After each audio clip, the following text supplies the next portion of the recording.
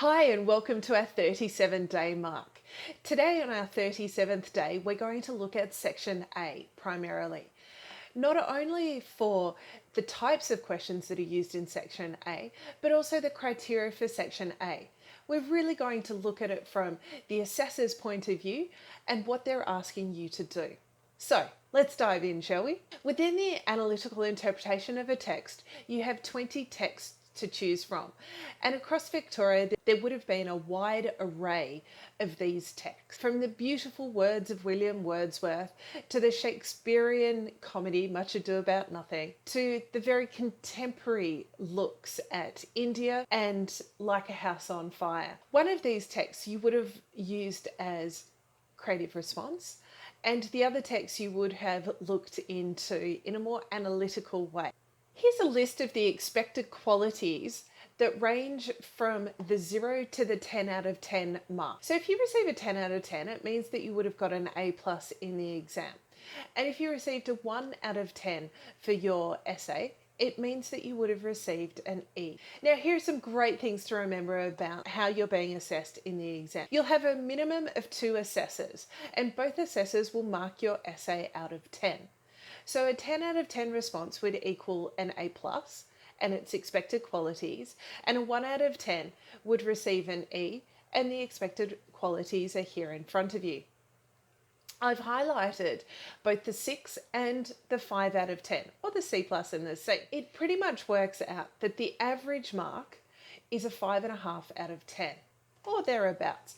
It alters slightly depending on which section, and of course the cohort as well. It's also marked on what eventuates as a bell curve. So a smaller percentage of students will receive a 10 out of 10 as well as a 1 out of 10.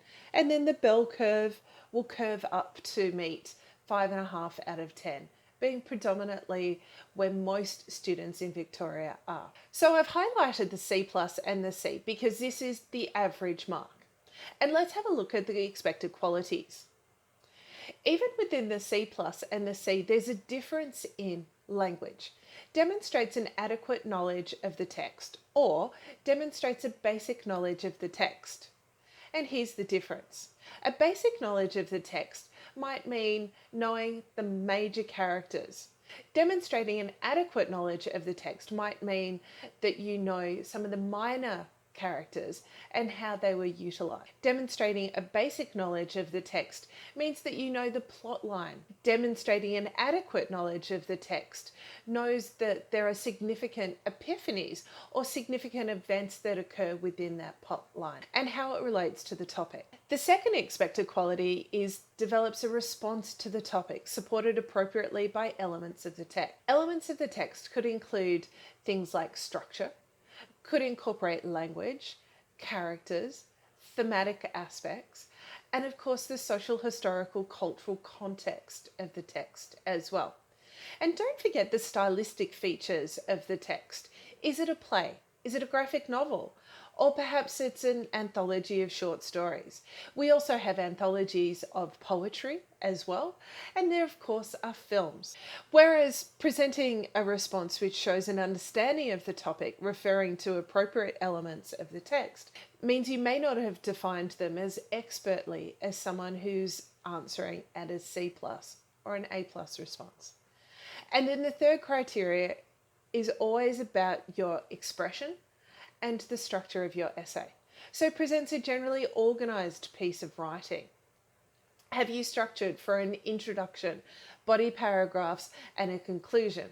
Have you incorporated contention sentences that outline your thematic argument or the argument for each one of your paragraphs, and using language which is mostly accurate and appropriate?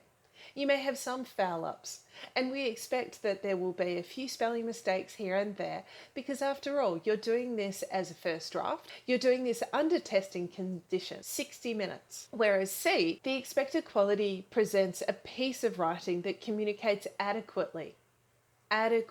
It's not organised, but it's adequate. And it displays some elements of organisation. You may have had an introduction in there, but maybe there was a missing conclusion. or maybe it was written without paragraphing. So these are some elements to consider. It's really wise to familiarize yourself with how you're being assessed so that you can make sure that you are always working to the top end. If you've been consistently getting marks that are a D all year and you want to get yourself to a D plus or a C, have a look at those criteria. If you've been predominantly looking at B plus but you want to crack that A, then look at the difference in the criteria. Look at the language, ask your teachers, or you're always welcome to put comments in and I'll try and answer them to the best of my ability. So let's have a look at the upper range scripts. Often assessors will categorize into a low range script, so from 0 to 3 out of 10, a mid-range script from 4 to 7 out of 10, and then a high-range script from 8, 9, and 10 out of 10. And remember, you will have 2 assessors working for you, and they will see how well they can reward you for what's on the page. You'll notice here in the A plus and A bracket, it talks about demonstrating a close and perceptive reading of the text, exploring complexities of its concept and construction. That's very different language to what we just talked about in C plus and C territory. So to demonstrate a close and perceptive reading of the text, you're really defining the implications of the text. You're looking at the inferences of the text. You're making sure that you're reflecting, looking at the contrast between major and minor characters, for instance. You're looking at the complexities of concepts. How does the social, historical, cultural context or the construction of the filmic element, how does that buy into your perceptive reading? It demonstrates an understanding of the implications of the topic. So you're not just using the words from the topic, but you're defining what they mean within the context of the text. In that way, you might even go to the point of utilizing definitions from your text in order to define the topic. Now make sure though that there is a clear connection with the way that you've defined the topic and the keywords within the topic. Otherwise you might find that you've led yourself astray, and you really want to hone in on those text topics, using an appropriate strategy for dealing with it, for dealing with the implications of the topic, making certain that every word, every phrase, every sentence on your page not only creates a foundation, builds upon that foundation, but also shows that you are able to connect it back to the text and the topic. And of course, exploring the complexities from the basis of the text. And again, we're back to the social, historical, cultural context of the text, as well as the stylistic features of the text, the symbolism within the text, the language or the literary devices, features that are within the text. And then the last expected quality looks at developing a cogent. Cogent means that you are guiding the assessor from your very first word to the very last word.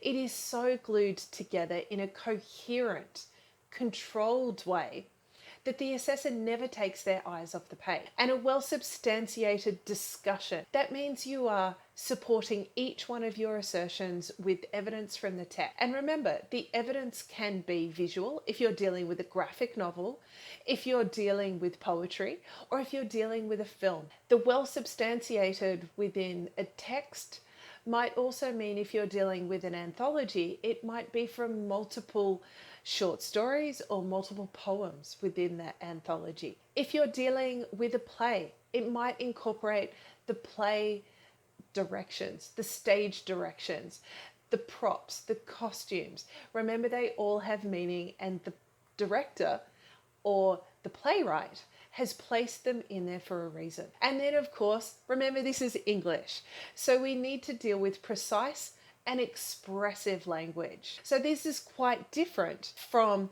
presenting a piece in writing that communicates adequately, displaying some elements of organization. Again, if you've got more questions, don't hesitate to put them into the comments section and I'll try and answer them to the best of my ability. So how do you wow the assessor? You do this by making sure that you are as specific as possible about the text with your inferences and understanding the implications of the topic. And of course, your expression is precise, is well glued together and is well substantiated. The text, the topic, and the expression. This is what you're being assessed on. There are a few different types of questions. For instance, if you studied Cold Blood by Truman Capote, here's last year's VCE English Exam question. Now you'll find that there are always two questions, and they often refer to thematic ideas or to character idea. And here we go, we have a thematic idea within this. So what do you do when you're faced with two questions? Well, the first thing to figure out is which one you have a better affinity with. So when you start to spend your 5 minutes of planning time, and I would highly recommend you spend 5 minutes of planning time when you go to write your essay. The reason why you need to spend 5 minutes planning is because it'll give you direction. It will remind you of particular quotes that you might like to utilize. And of course, it gives you breathing time to sort out your idea. So let's have a look at this topic. This type of essay topic is a discussion question. So a discuss is always a balanced understanding. Which key words do you then have to take from the quote? And you'll notice that the quote is not from the text. It is from a mysterious person who has created an argument that they want you to discuss. And remember, you need to be balanced in your discussion. So Capote examines the coexistence of good and evil in human nature. The first thing after you've read it is to think about, well, what are the conflicting ideas within here? Well, the idea of coexistence within human nature, there is good and evil. That then means that within the balance of your essay, you need to think about where you saw good and where you saw evil. But that sounds like a C response. Let's dive in a little bit further. What is evil in Cold Blood? Well, we're talking about the taking of a human life. We're talking about horrible, torturous aspects as well. And so then we're starting to define this. We're starting to look more at a B or a B+. The coexistence, that suggests that within particular characters or representations of characters, there's a little snippet of good, or there's a little snippet of some of these demonstrative qualities within humanity. Let's have another look at a different type of question. Like a House on Fire by Kate Kennedy. You have a to what extent do you agree question. This means that somewhere between totally agree and totally disagree, you will sit. To what extent are the characters in the stories defeated by their circumstances? So we need to look at multiple stories here to show that we've read all of Kate Kennedy's stories, not just one or two stories, but a whole bunch of them. And then we need to start looking at those characters who are defeated by circumstances. In this case, the to what extent do you agree is all about the defeat by their circumstances. Now, there's some characters who might feel defeated, might feel deflated. There are others who thrive.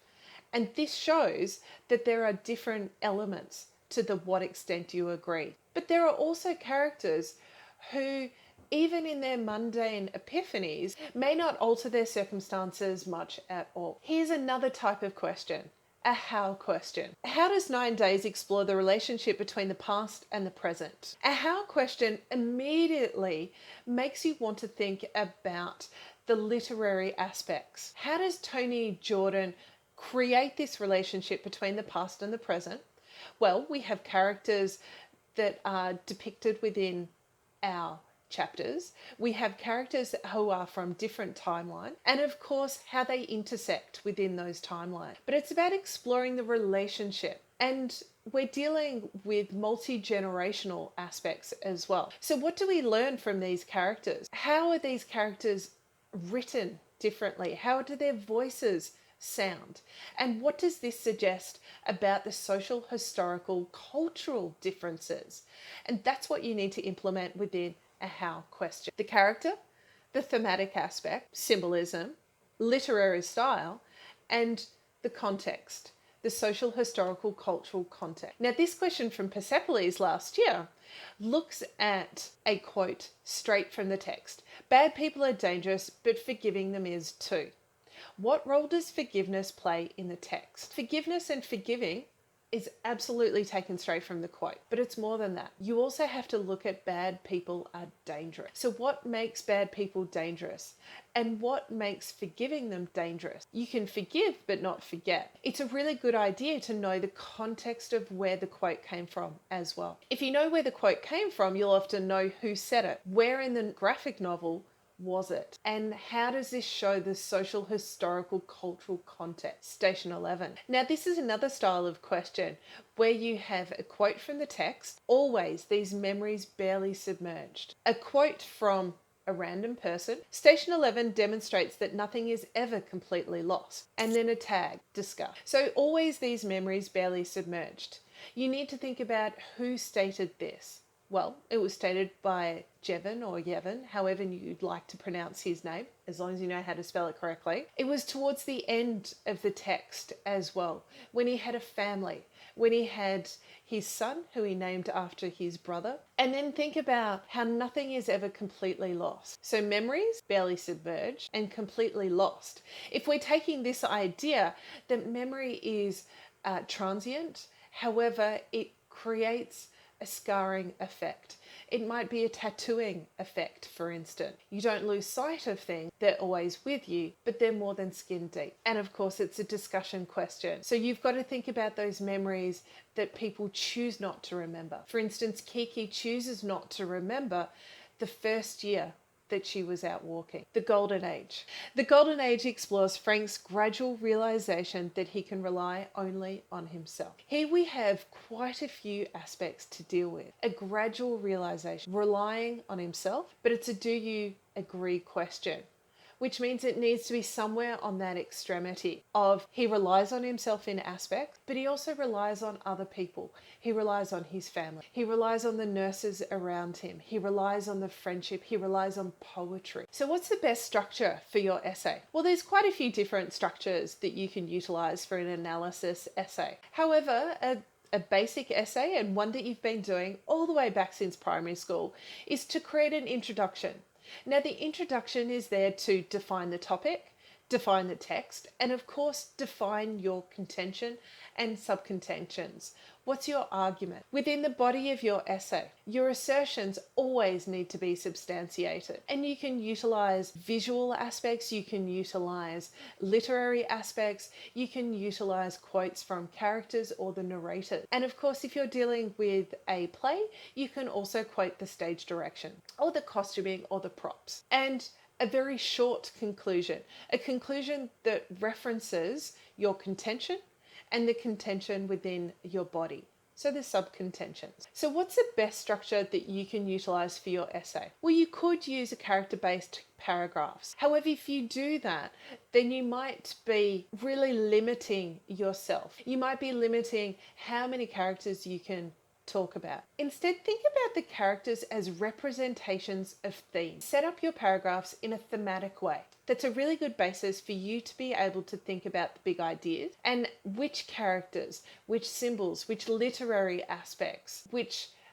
historical, cultural, and social context can you place within that one paragraph. And it offers you so much more to show the implications of the text and the topic. You might also like to create a progression timeline of the text. So your first body paragraph deals with the opening aspects of the big idea, how the text develops, and of course, what are the concluding messages that the director, the playwright, the author has placed within their writing. So here's today's time tasks. You have 4 lots of 10 minutes. For each one of those 10 minutes, sit down with a single topic and plan. Plan to succeed, because that's what you're going to do. Plan for any essay topic. But today, choose 4 and give yourself an active 5-minute reward between each one of your plans and at the end of the plan. So remember, the times are changing, but I wanted to give a bit of a shout out to Nick today. Nick is really taking flight. He's not only looking at these videos, he's asking questions to his teacher,